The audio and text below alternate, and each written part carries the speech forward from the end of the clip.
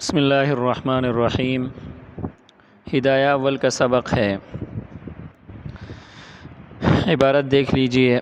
وَهَذَا إِذَا قَاءَ مِرَّةً أَوْ طَعَامًا أَوْ مَاءً فَإِنْ قَاءَ بَلْغَمًا فَغَيْرُ نَاقِضٍ عِنْدَ أَبِي حَنِيفَةَ وَمُحَمَّدٍ رَحِمَهُمَ اللَّهُ، وقال أبو يوسف رحمه الله ناقض إذا كان ملء الفم، والخلاف في المرتقي من الجوف، أما النازل من الرأس فغير ناقض بالاتفاق، لأن الرأس ليس بموضع النجاسة، لأبي يوسف رحمه الله أنه نجس بالمجاورة، ولهما أنه لزج لا يتخلله النجاسة، وما يتصل به قليل، والقليل في القيء غير ناقض، ولو قاء دما وهو علق يعتبر فيه ملء الفم لأنه سواد محترقة، وإن كان مائعا فكذلك عند محمد رحمه الله اعتبارا بسائر أنواعه، وعندهما إن سال بقوة نفسه ينتقض الوضوء وإن كان قليلا، لأن المعدة ليست بمحل الدم فيكون من قرحة في الجوف، ولو نزل من الرأس إلى ما لان من الأنف نقض الوضوء بالاتفاق لوصوله إلى موضع يلحقه حكم التطهير فيتحقق الخروج۔ ترجمہ دیکھیں۔ وہذا، اور یہ اذا قاء مرتن اس صورت میں ہے جب آدمی پت کی قے کرے، او طعامن یا کھانا قے کرے، او ماءن یا پانی قے کرے۔ فإن قاء بلغمن، اگر آدمی بلغم کی قے کرے، فغیر ناقض عند ابی حنیفہ و محمد رحمہم اللہ، تو پھر امام ابو حنیفہ اور امام محمد رحمہم اللہ کے نزدیک ناقض وضو نہیں ہے۔ وقال ابو یوسف رحمہ اللہ ناقض، اور امام ابو یوسف رحمہ اللہ کے نزدیک یہ ناقض وضو ہوگا اذا کان ملء الفم، جب کہ وہ منہ بھر کر ہو۔ والخلاف فی المرتقی من الجوف، اور ان تین حضرات کے درمیان اختلاف اس قے میں ہے، اس بلغم میں ہے جو کہ پیٹ سے چڑھ کر اوپر آیا ہو۔ اما النازل من الرأس، اور بہرحال وہ بلغم جو کہ سر سے نیچے کی طرف اترا ہو، فغیر ناقض بالاتفاق، تو یہ بالاتفاق ناقض وضو نہیں ہے۔ لأن الرأس ليس بموضع النجاسة، اس لیے کہ سر نجاست کی جگہ نہیں ہے۔ لأبی یوسف رحمہ اللہ، امام ابو یوسف رحمہ اللہ کی دلیل یہ ہے انہ نجس بالمجاورتی، کہ پیٹ کی طرف سے آنے والا بلغم وہ نجس ہوگا نجس چیز کے ساتھ ملنے کی وجہ سے۔ مجاورہ یہاں اتصال کے معنی میں ہے، ملنے کے معنی میں ہے۔ ولہما، اور ان دونوں کی دلیل امام ابو حنیفہ اور امام محمد رحمہم اللہ کی دلیل انہ لزج، کہ یہ بلغم ایک چکنی چیز ہے، لا يتخللہ النجاست، نجاست اس کے ساتھ مل نہیں سکتی اس کی چکناہٹ کی وجہ سے۔ وما يتصل به قلیل، اور جو نجاست اس کے ساتھ لگی ہوئی ہوتی ہے وہ نہایت تھوڑی ہوتی ہے۔ والقلیل فی القیء غیر ناقض، اور قے میں تھوڑی مقدار ناقض وضو نہیں ہے۔ ولو قاء دمن، اگر آدمی خون کی قے کرے، وہو علق، اور وہ خون کا لوتھڑا ہو، جمع ہوا خون ہو، منجمد خون ہو، یعتبر فیہ ملء الفم، اس میں منہ بھر کا اعتبار کیا جائے گا۔ لأنہ سواد محترقۃ، اس لیے کہ یہ جلی ہوئی کالی چیز ہے۔ وإن كان مائعا، اور اگر وہ خون مائع ہو، فكذلك عند محمد رحمہ اللہ، تو امام محمد رحمہ اللہ کے نزدیک ایسا ہی ہوگا، اعتبارا بسائر انواعہ، اعتبار کرتے ہوئے قے کی دوسری اقسام کا۔ وعندہما، اور ان دونوں حضرات کے نزدیک ان سال بقوت نفسہ، کہ اگر قوت کے ساتھ یہ خون بہا ہے، ينتقض الوضوء، تو وضو کے ٹوٹنے کا حکم جاری کیا جائے گا۔ وإن كان قليلا، اگرچہ وہ مقدار میں کم ہو۔ لأن المعدة ليست بمحل الدم، اس لیے کہ معدہ وہ خون کی جگہ نہیں ہے، خون کا محل نہیں ہے۔ فیکون پس یہ خون کی الٹی، خون کی قے ہوگی من قرحۃ فی الجوف، پیٹ میں کسی زخم سے، ولو نزل من الرأس، اور اگر خون سر سے اترے، الی ما لان من الانف، ناک کے اس حصے کی طرف جو کہ نرمی والا ہے، نقض الوضوء بالاتفاق وضو ٹوٹ جائے گا، لوصولہ اس خون کے پہنچنے کی وجہ سے، الی موضع ایسی جگہ تک، یلحقہ حکم التطہیر کہ جس کے ساتھ حکم تطہیر ملحق ہے، فیتحقق الخروج پس اس صورت میں خروج متحقق ہوگا۔ دیکھیں ذرا، کل جو ہم نے مسئلہ بیان کیا تھا کہ ایک آدمی اگر متفرق جگہ قے کرے تو اس کو جمع کیا جائے گا، جمع کرنے کے بعد اگر وہ کیا ہو، منہ بھر کر کے برابر ہو، تو پھر جو ہے نا اس میں کیا ہوگا، اختلاف آپ نے پڑھا تھا کہ کن کے نزدیک جو ہے نا اتحاد مجلس معتبر ہے اور کن کے نزدیک اتحاد سبب معتبر ہے۔ سمجھ میں آ گئی کہ نہیں آئی؟ اور یہ کس صورت میں ہوگا، آگے اس کی وجہ صورت بیان فرمائی کہ یہ اس صورت میں ہوگا کہ جب وہ قے کرنے والا انسان پت کی قے کرے۔ پت یہ معدے سے نکلنے والا ایک مواد ہوتا ہے کہ جس میں زرد اور کالے رنگ کا مادہ شامل ہوتا ہے، زرد رنگ، صفرا اور سودا اس میں شامل ہوتے ہیں۔ ایک ایسا مواد الٹی کرتے ہوئے، قے کرتے ہوئے انسان کے پیٹ سے نکلتا ہے، اس کو مرہ کہا جاتا ہے۔ او طعاما، یا اس نے کوئی چیز کھائی تھی، کھانے کی چیز الٹی کرنے سے باہر نکلی، او ماء، یا پانی اس کے الٹی کرنے کی وجہ سے باہر نکلا، تو پھر اس کو جو ہے نا کیا کیا جائے گا، شمار کیا جائے گا کہ وہ منہ بھر کر ہے یا نہیں ہے۔ سمجھ میں آ گئی کہ نہیں آئی؟ فَإِنْ قَاءَ بَلْغَمًا، اگر بلغم کا جو ہے نا وہ کیا ہو، بلغم کی قے ہو،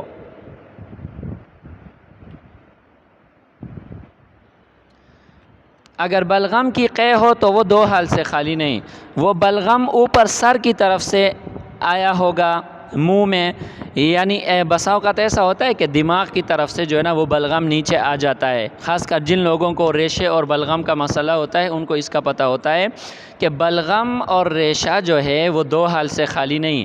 اگر وہ سر کی طرف سے آیا ہے تو چاہے وہ منہ بھر کر ہو یا وہ تھوڑی مقدار میں ہو تو ناقض وضو نہیں ہے۔ ناقض وضو اس لیے نہیں ہے کہ وہ بلغم نجس نہیں ہے، وہ بلغم نجس اس لیے نہیں ہے کہ سر موضع نجاست نہیں ہے، تو لہٰذا وہ بلغم جو سر کی طرف سے، دماغ کی طرف سے آیا ہے، ناک کے راستے سے عام طور پر وہ آ کے جو ہے نا وہ منہ میں کیا آ جاتا ہے، پیچھے سے آ جاتا ہے، گلے میں بعض لوگوں کے وہ گرتا ہے، بعض لوگوں کے منہ میں جو ہے نا وہ ایسے باہر نکل آتا ہے۔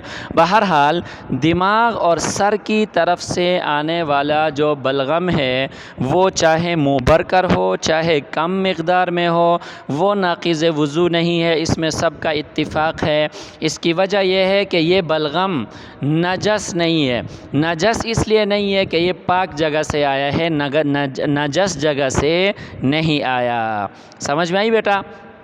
ہاں، اگر وہ بلغم مرتقی من الجوف ہو، مرتقی اس میں فاعل کا صیغہ ہے ارتقاء سے، ارتقاء کا مطلب ہوتا ہے نیچے سے اوپر چڑھنا، تو بہرحال مرتقی من الجوف اس بلغم کو کہا جاتا ہے جو معدے سے، پیٹ سے جو ہے نا وہ اوپر کی طرف چڑھتا ہے اور انسان کے منہ سے کیا ہو جاتا ہے، باہر آ جاتا ہے۔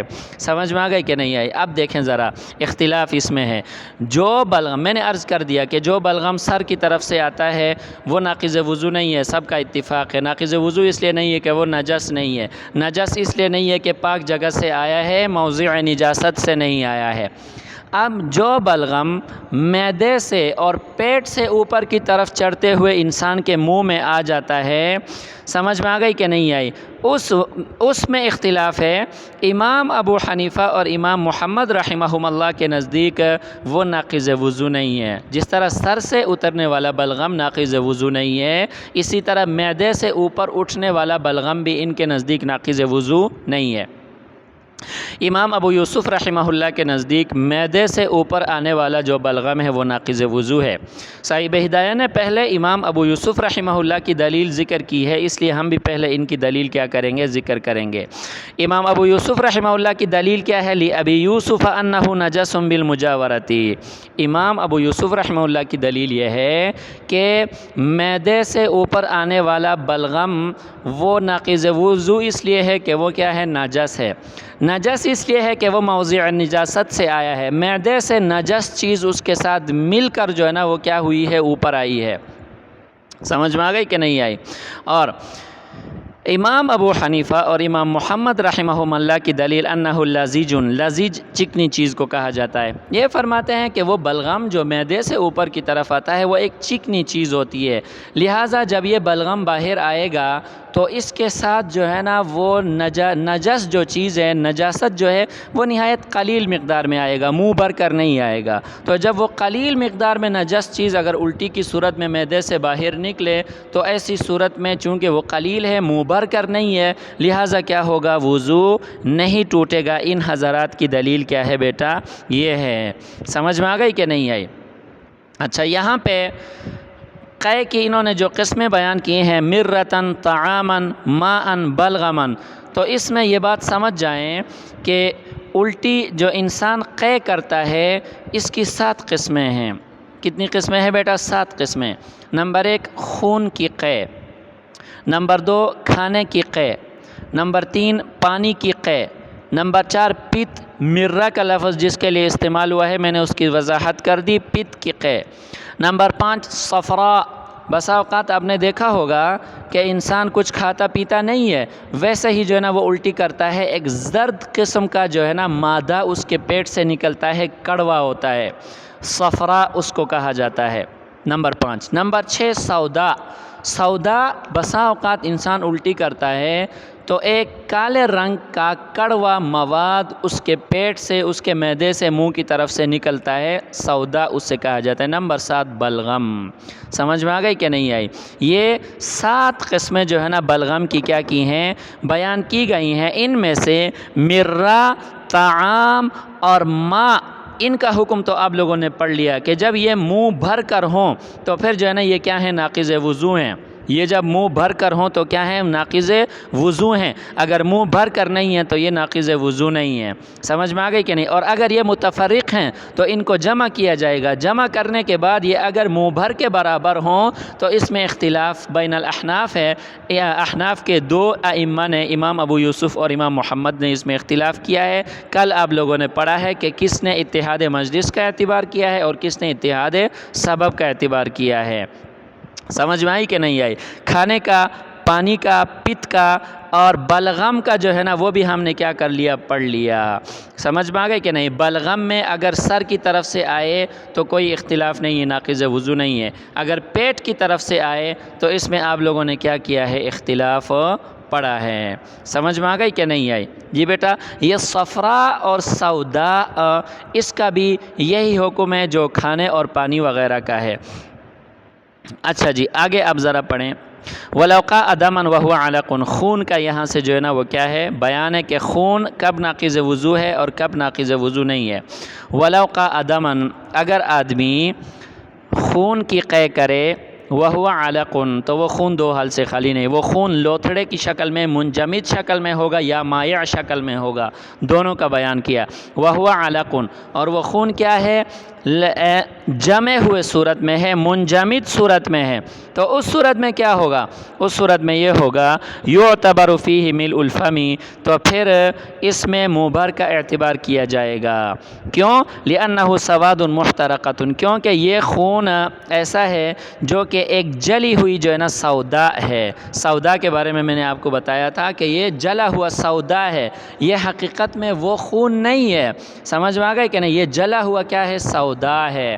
جب یہ جلا ہوا سودا ہے تو پھر یہ خون نہیں ہوگا۔ جب یہ خون نہیں ہوگا تو پھر یہ پانی اور طعام وغیرہ کی طرح ہوگا، اور پانی اور طعام وغیرہ میں جب منہ بھر کر کا اعتبار ہے تو اس خون کے جمع ہوئے ہونے کی صورت میں ہم یہ کہیں گے کہ یہ سوداء محترقہ ہے، یہ معدے میں جلا ہوا سودا ہے جو کہ جل کر کیا بن چکا ہے، کوئلے کی شکل میں بن چکا ہے، ایک جمے ہوئے خون کی شکل میں بن چکا ہے۔ تو لہٰذا یہ اگر پیٹ بھر کر آ جائے منہ بھر کر آ جائے تو ناقض وضو ہوگا، اور اگر منہ بھر کر نہ آئے تو ناقض وضو نہ ہوگا، کیونکہ یہ خون نہیں ہے۔ سمجھ میں آ گئی کہ نہیں آئی؟ وَإِن كَانَ مَائِعًا، اگر یہ خون مائع ہے یعنی خون کی صورت میں، خون کی الٹی ہے، خون کی قے ہے، اس میں اختلاف ہے۔ امام محمد رحمہ اللہ اس کو باقی دوسرے جو قے کی قسمیں ہیں ان پر کیا کرتے ہیں، ان کا اعتبار کرتے ہوئے ان پر قیاس کرتے ہیں۔ جس طرح کھانے کا قے ہے، پانی کی قے ہے، یہ جو پت ہے اس کی قے ہے، امام محمد جو ہے نا ان کو کیا کرتے ہیں، صفرا اور سودا کی قے ہے مائع حالت میں، امام محمد رحمہ اللہ ان پر قیاس کرتے ہیں۔ جب ان پر قیاس کرتے ہیں تو امام محمد رحمہ اللہ کے نزدیک خون اگر منجمد ہو اس میں تو سب کا اتفاق ہے منہ بھر کر ہونا چاہیے، کیونکہ وہ خون نہیں ہے، وہ جلا ہوا سودا ہے۔ سمجھ میں آ گئی کہ نہیں؟ لہٰذا اس کو دوسروں پر قیاس تو کیا جا سکتا ہے، لیکن اگر خون مائع شکل میں نکلا ہے تو امام محمد رحمہ اللہ اس کو بھی باقی قے کی قسموں پر قیاس کرتے ہیں، اور امام محمد رحمہ اللہ فرماتے ہیں کہ اگر خون مائع شکل میں بھی نکلے تو اس کے لیے منہ بھر کر ہونا ضروری ہے۔ اگر منہ بھر کر نہ ہو، کم مقدار میں ہے، تو امام محمد رحمہ اللہ کے نزدیک ناقض وضو نہیں ہے۔ وعندہما، شیخین کے نزدیک یہ خون جو ہے اگر اپنی قوت سے، خود اپنی قوت سے باہر نکلا ہے اور دم سائل ہے، باہر نکل کر کیا ہوا ہے، بہا ہے، تو ایسی صورت میں جو ہے نا یہ کیا ہے، ناقض وضو ہے، چاہے یہ منہ بھر کر ہو یا نہ ہو۔ دیکھیں دوسری چیزوں میں یہ بھی منہ بھر کا اعتبار کرتے ہیں، لیکن خون میں نہیں۔ خون میں اس لیے نہیں کہ خون کے بارے میں آپ لوگوں نے پڑھا تھا کہ خون اس وقت ناقض وضو ہوگا جب وہ کیا ہوگا، دم سائل ہوگا، بہنے والا ہوگا۔ سمجھ میں آ گئی کہ نہیں آئی؟ اب امام محمد رحمہ اللہ نے اس خون کو باقی پر قیاس کیا تھا۔ شیخین فرماتے ہیں کہ جناب یہ جو خون نکلا ہے نا، یہ کہاں سے نکلا ہے؟ معدہ سے نکلا ہے، اور معدہ یہ خون کی جگہ نہیں ہے۔ دیکھیں باقی چیزیں معدے میں ہو سکتی ہیں، کھانے کی وجہ سے بغیر کسی بیماری کے بلغم جمع ہو سکتا ہے، صفرا اور سودا جمع ہو سکتے ہیں، پیت، پانی اور کھانا جمع ہو سکتے ہیں، لیکن خون جو ہے نا وہ معدے میں جمع نہیں ہو سکتا۔ معدہ خون کی جگہ نہیں ہے۔ جب معدہ خون کی جگہ نہیں ہے تو جو معدے سے خون آیا ہے تو وہ لا محالہ کسی زخم کی وجہ سے آیا ہے۔ سمجھ میں آئی؟ معدے کے اندر، پیٹ کے اندر کوئی قرحہ ہے، قرحہ زخم کو بھی کہا جاتا ہے، پھوڑے کو بھی کہا جاتا ہے، تو یہ لازمی طور پر کسی زخم سے جو ہے نا کیا ہوا ہے، یہ خون آیا ہے۔ سمجھ میں آ گئی کہ نہیں آئے؟ لہٰذا اس خون کو اس خون پر قیاس کیا جائے گا جو ظاہری زخم سے نکلتا ہے، اور ظاہری زخم سے جو خون نکلتا ہے اس میں آپ نے کیا قید لگائی تھی؟ سیلان کی قید لگائی تھی کہ وہ بہنے والا ہو، زیادہ ہو یا کم ہو، اس کی قید نہیں لگائی تھی، صرف بہنے کی قید لگائی تھی کہ وہ بہہ کر جو ہے نا کہاں تک پہنچا ہو، اس جگہ تک پہنچا ہو جس کے ساتھ حکم تطہیر لاحق ہے۔ سمجھ میں آ گئی کہ نہیں آئی؟ تو یہاں پر بھی جب منہ سے، معدے سے وہ خون مائع شکل میں نکلا ہے اور وہ بہہ کر نکلا ہے، چاہے وہ منہ بھر کر ہو یا منہ بھر سے کم میں ہو، لیکن اپنی قوت سے وہ جب بہہ کر نکلے گا تو ہم کہیں گے کہ یہ کیا ہے، ناقض وضو ہے، اور اس کو ہم جو ہے نا کیا کریں گے، دوسرے خون پر قیاس کریں گے۔ سمجھ میں آئی بیٹا؟ اور اگر وہ خون معدے سے نہیں آیا ہے بلکہ کس سے آیا ہے، سر کی طرف سے آیا ہے۔ بسا اوقات آپ لوگوں نے پڑھا ہے کہ نکسیر جو ہے نا وہ انسان کی ناک سے جو ہے نا وہ خون بہہ جاتا ہے۔ اگر وہ خون ناک کی طرف سے آیا ہے، اوپر کی طرف سے، سر کی طرف سے آیا ہے، تو پھر وہ خون کب ناقض وضو ہوگا؟ جب وہ بہہ کر ناک کی نرم ہڈی تک پہنچ جائے، کیونکہ ناک کی نرم ہڈی یہ وہ جگہ ہے کہ اس کے ساتھ حکم تطہیر لاحق ہے۔ حکم تطہیر لاحق ہے۔ آپ لوگوں نے پڑھا ہے کہ غسل میں ناک की नरम हड्डी तक पानी का पहुंचाना ज़रूरी है, वरना गुस्ल अदा नहीं होगा। तो साबित हुआ कि नाक की नरम हड्डी के साथ हुक्म ततहीर लाहिक है, तो लिहाजा सर से निकलने वाला खून बहकर अगर अंदर खुश्क हो जाए, देखें ना वो ये जो नरम हड्डी है यहाँ पहुँचने से पहले पहले ऊपर ही वो रुक गया या खुश्क हो गया, समझ में आ गई कि नहीं आई, तो इस सूरत में वो क्या है, नाक़िज़ वज़ू नहीं है, क्योंकि हम उसको बहने वाला खून नहीं कहेंगे, वो ऐसा खून हम उसको कहेंगे गोया कि वो ज़ख़म के अंदर है, बाहर नहीं निकला है। बाहर निकलने का हुक्म हम कब लगाएंगे, सैलान का हुक्म कब लगाएंगे, कि जब वो नाक की नरम हड्डी तक पहुंच जाएगा। खुलासा कलाम ये है कि सर की तरफ से नीचे आने वाला खून अगर नाक की नरम हड्डी तक पहुंच जाए तो फिर हम कहेंगे कि ये बहने वाला खून है, और इस सूरत में क्या होगा, वो नाक़िज़ वज़ू होगा। अगर नाक की नरम हड्डी तक वो नहीं पहुंचा, ऊपर ही रुक गया या ऊपर खुश्क हो गया, तो ऐसी सूरत में वो खून नाक़िज़ वज़ू नहीं होगा।